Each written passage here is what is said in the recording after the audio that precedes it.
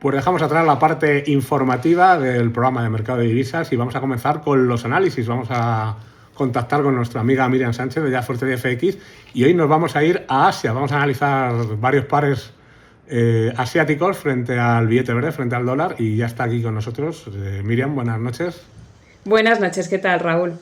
Vamos para Asia, como te decía, pero no vamos a ir ni al yen ni al yuan. Queremos señales más finas, más autóctonas, más estructurales y queremos ver pues divisas importantes, aunque no son tan importantes como los pares que hemos citado anteriormente. Por ejemplo, vamos a hablar de Singapur, Tailandia, Indonesia y Corea del Sur frente al dólar. Una pregunta directa, ¿está cambiando algo de fondo en Asia o seguimos bajo la sombra estructural del billete verde? De momento no estamos viendo una estructura de ruptura contra el dólar, pero sí estamos viendo algo interesante. Asia está dejando de comportarse como un bloque frágil que solo reacciona pasivamente a Estados Unidos. Hay divergencias internas, hay estabilidad en algunos casos y tensión selectiva en otros. Y eso suele preceder a movimientos más definidos que vamos a estar viendo. Pues vamos a empezar a ver esos movimientos y vamos a empezar a ver esos pares. Vamos a empezar, si te parece, por el par dólar de Singapur, y aquí hemos tenido noticias relevantes en fundamentales esta semana.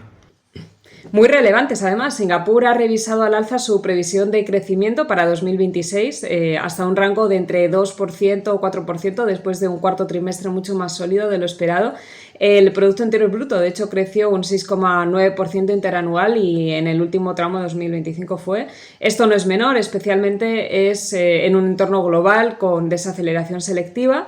El motor de ese crecimiento ha sido principalmente la manufactura tecnológica y la demanda vinculada a inteligencia artificial. Singapur está aprovechando el ciclo de inversión en tecnología avanzada y no solo eso, el presupuesto reciente ha incrementado partidas destinadas a innovación, digitalización y defensa tecnológica. Lo realmente importante es cómo actúa la autoridad monetaria de Singapur. Singapur no utiliza tipos de interés como instrumento principal, gestiona directamente el tipo de cambio dentro de una banda operativa sobre el NER y esta semana ha decidido mantener su política monetaria sin cambios, aunque ha elevado las previsiones de inflación. Esto significa, si el crecimiento se sostiene, la autoridad monetaria puede permitir progresivamente una divisa más fuerte dentro de la banda y además estamos viendo aumento de inversión extranjera directa, especialmente desde China hacia Singapur, lo que implica demanda estructural de activos en la divisa y esto no es especulación de corto plazo, es flujo real. Pues si te parece, Miriam, vamos a ver ya en el plano técnico ese dólar de Singapur. Dinos cómo, entre dónde se está moviendo. Siempre intentamos hacer análisis de frames altos por aquello de la temporalidad del programa y cuéntanos un poco cómo está ese par dólar de Singapur. Sí, además, al ser un par con menos liquidez, sabemos que siempre es mejor verlo en el largo plazo, efectivamente. El dólar contra el dólar de Singapur, que es el que tengo en la pantalla, el análisis técnico apunta a una tendencia bajista o de sell predominante en plazos diarios y semanales, con indicadores técnicos y promedios móviles señalando presión de venta en el par. El tipo de cambio ronda aproximadamente el 1,262 más o menos por un dólar, con soporte en torno a 1,26, 1,263 y resistencias más arriba cerca del 1,275, 1,31 si el dólar intenta rebotar. En general, el par parece estructuralmente hacia rangos más bajos, reflejando fortaleza relativa en el dólar de Singapur frente al dólar estadounidense y posible continuación de la caída si no es capaz de romper resistencias clave. O sea que podríamos decir que Singapur actúa ahora mismo como un mini refugio sofisticado en Asia. Y vamos a pasar a Tailandia, donde tenemos cierta estabilidad política y tensión competitiva. Y queremos ver aquí que es el relato que está moviendo el par dólar Baht Thai y que es un relato completamente distinto al del dólar de Singapur. Sí, un relato muy distinto, Raúl, es verdad. Tras las elecciones recientes, el bloque conservador reforzó su posición política y eso calmó la prima de riesgo institucional. El mercado reaccionó positivamente y el baht se fortaleció, pero aquí aparece la paradoja. El propio ministro de Finanzas ha declarado que el baht está demasiado fuerte. En 2025 acumuló una apreciación cercana al 9% frente al dólar y el problema, el crecimiento económico ronda el 2% y podría moderarse. Y la economía tailandesa depende en gran medida de exportaciones exportaciones y turismo. Un baht fuerte encarece exportaciones y reduce competitividad. El Banco de Tailandia mantiene tipos en torno al 1,25% tras recortes previos. La inflación está contenida. No existe presión inflacionaria interna que justifique un endurecimiento monetario. Eso genera un entorno de equilibrio frágil, estabilidad política positiva, pero fundamentos macro que no justifican una apreciación prolongada por el momento. Pues sabiendo que tanto Estados Unidos y Donald Trump quieren bajar el precio del dólar y también lo quieren bajar las autoridades monetarias en Tailandia, ¿cómo se está moviendo este par dólar-baht thai? El dólar contra el baht tailandés, en cuanto a análisis técnico actualizado, muestra una tendencia técnica bajista o débil para el dólar frente al baht tailandés en horizontes diarios medios, con el tipo de cambio rondando cerca del 30,9, 31,1 y situándose por debajo de medias móviles clave como la SMA de 50 y 200 días, lo que suele indicar presión de venta en el par. Los indicadores de sentimiento técnico apuntan mayoritariamente a señales bajistas, aunque el RSI sugiere condiciones neutrales, lo que sugiere también que la cotización podría seguir consolidándose o continuar una ligera depreciación del dólar si no recupera niveles por encima de resistencias clave.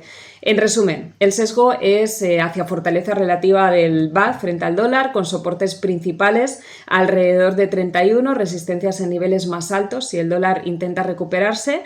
Tailandia no está en crisis, pero tampoco tiene motor estructural que impulse un rally del baht. De momento podríamos decir que está en equilibrio.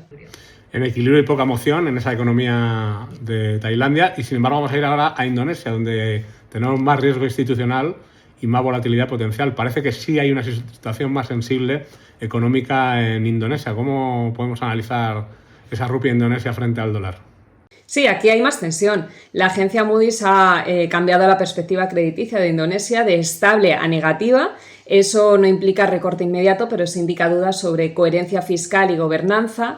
La reacción fue clara, presión en bonos, caída bursátil y debilitamiento de la rupia, pero aquí hay una dualidad importante. Indonesia sigue creciendo en torno al 5%, no estamos hablando de deterioro económico severo, el problema no es crecimiento real, es percepción de disciplina institucional y previsibilidad de política económica. Cuando los mercados perciben inconsistencia fiscal o dudas sobre independencia del Banco de Indonesia, la moneda se vuelve más vulnerable a shocks externos. La rupia es típica moneda de carry emergente y cuando el dólar se fortalece y la liquidez global se contrae, Indonesia sufre rápido. Pero cuando mejora el sentimiento global, también puede reaccionar con fuerza en sentido contrario. Y vamos a ver el análisis técnico de ese par dólar-rupia Indonesia, en qué zonas está resistiendo y sobre todo cuáles son los soportes importantes.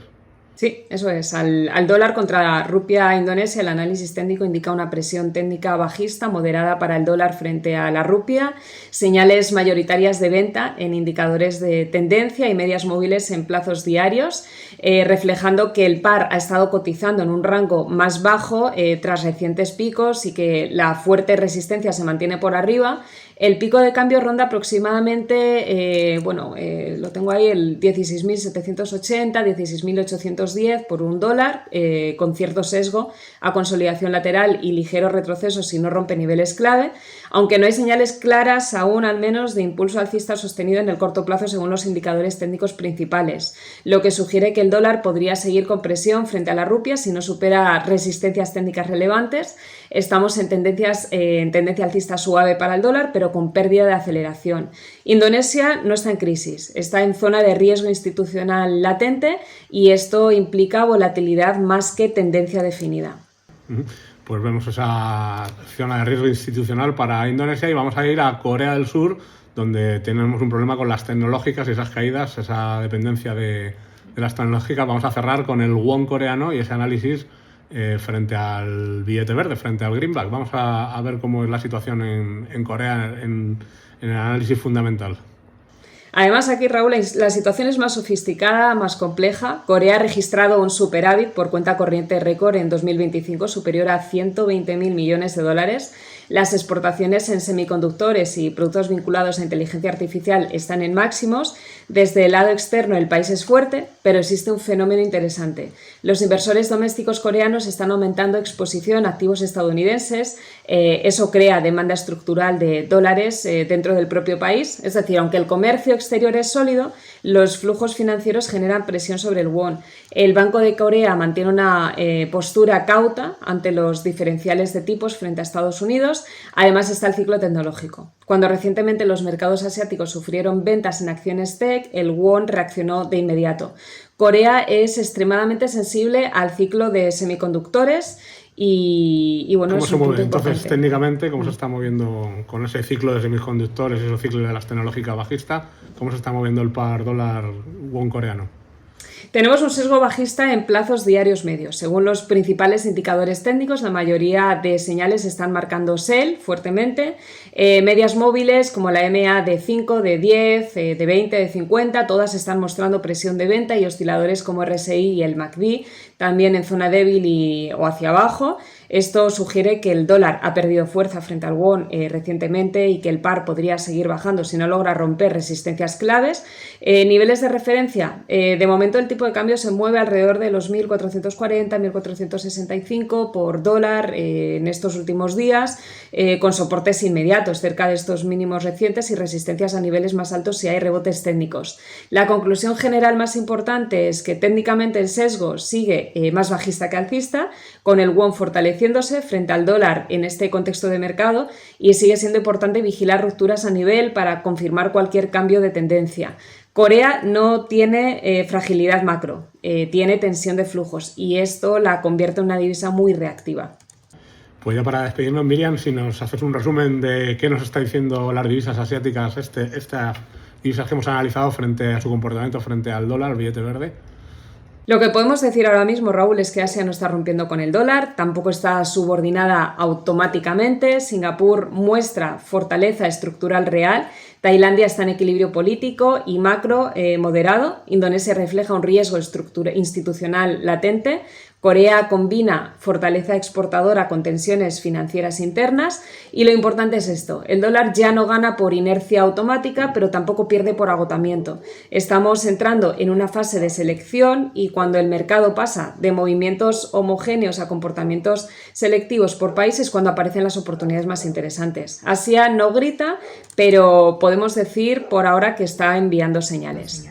Pues con esas señales nos vamos a quedar. Miriam Sánchez de Fortress FX, muchas gracias por haber estado otro miércoles más aquí con todos nosotros, y seguiremos analizando más divisas alrededor del mundo la semana que viene. A ver qué nos toca la semana que viene. Nos vemos, Raúl, gracias.